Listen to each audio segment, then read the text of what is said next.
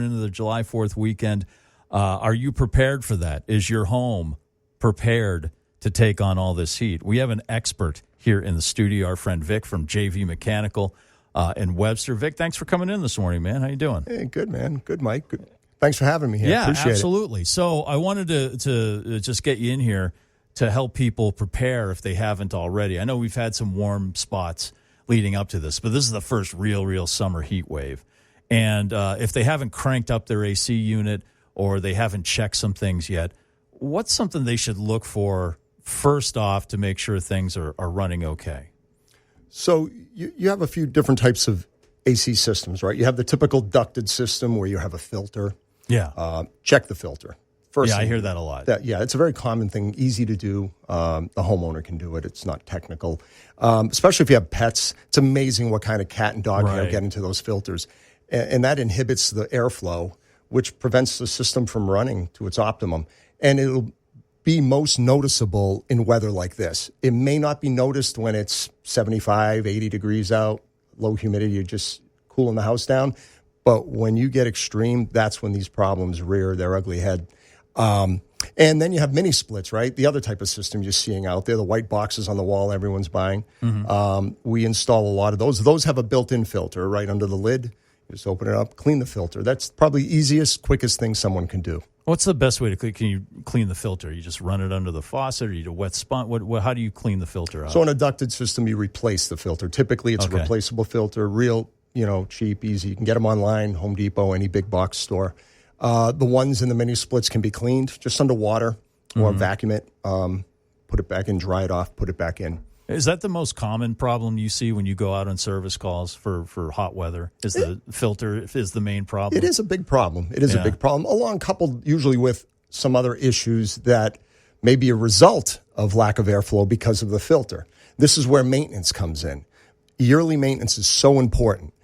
If a system is maintained, some of these little problems don't become big problems because the technician catches them before they do grow. And it could prevent a failure in weather like this. It could prevent an expensive repair.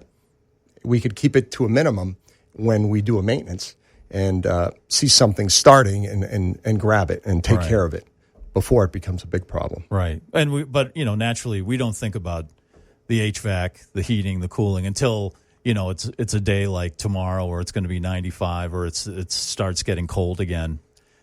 So do that try to remember that, like, I guess when, you get your oil changed in your car or something, say, hey, this is a good time to call, JV Mechanical and have them take a look, make sure everything's going well from the upcoming winter or summer.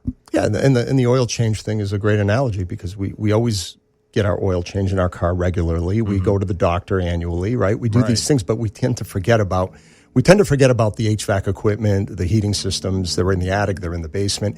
Out of sight, out of mind. Turn up the thermostat, it works. You think everything's fine and dandy, but it's usually not a lot of the time it's not the case. Yeah.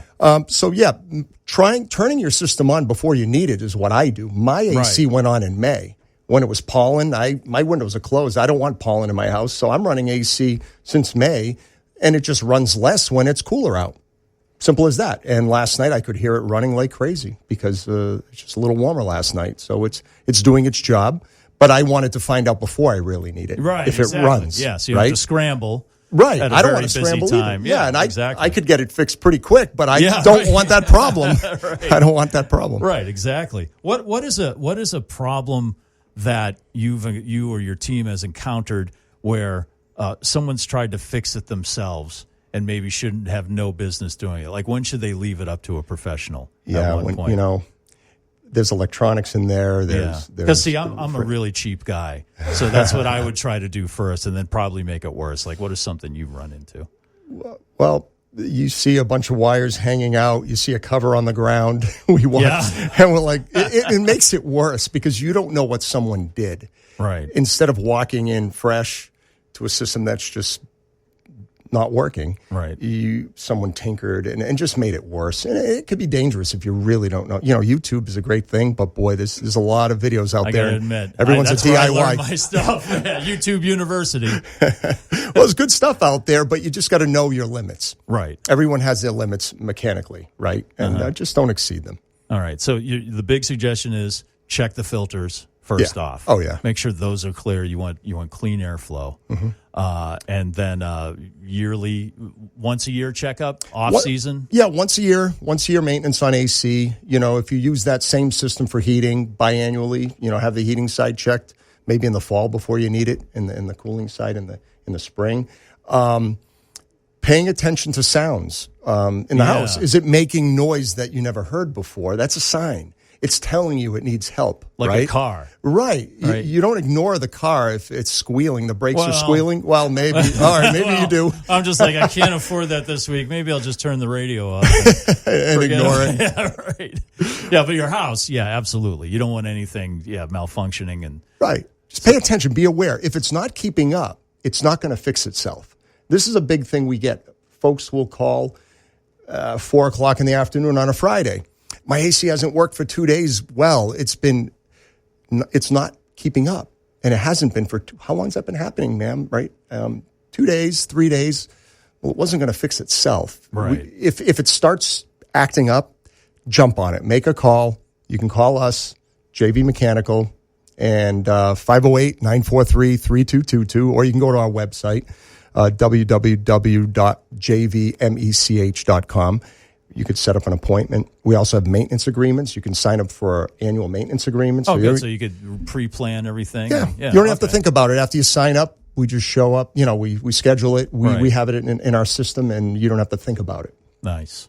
Well, I appreciate you coming in. Of course. Vic, and thanks for giving people this advice, because it's going to get into the hundreds for the next couple of days. And, so at least they can get in touch with you if there's any problems. My last question, I've talked to several HVAC professionals over the years, and not one of them has given me a straight answer about this, or maybe they even had no answer. Oh, the pressure's on now.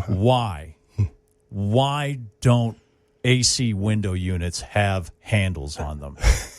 Seriously, we can put people on the moon. We're going to send people to the moon again and build a base up there and then send them to Mars. We do amazing things all over this planet. Why can't we just put a couple of handles on a window unit so it's just easier to carry? Because like I was mentioning earlier, I'm getting old. I got to bring this AC unit down from the attic. I'm slicing my fingers open on the back right there. Sure. Why aren't there handles on there?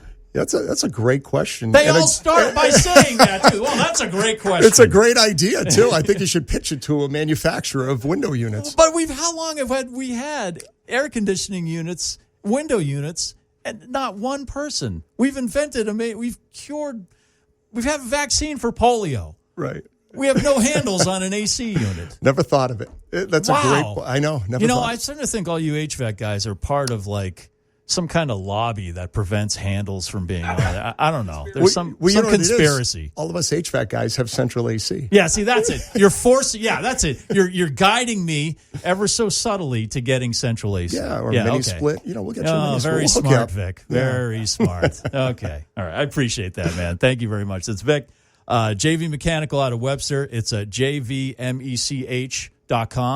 You want to set up some yearly maintenance, or you need something looked at, that's a great place. And what's the phone number again? 508-943-3222. Awesome, Vic. All right, stay cool. Thanks. You too. All right, thanks.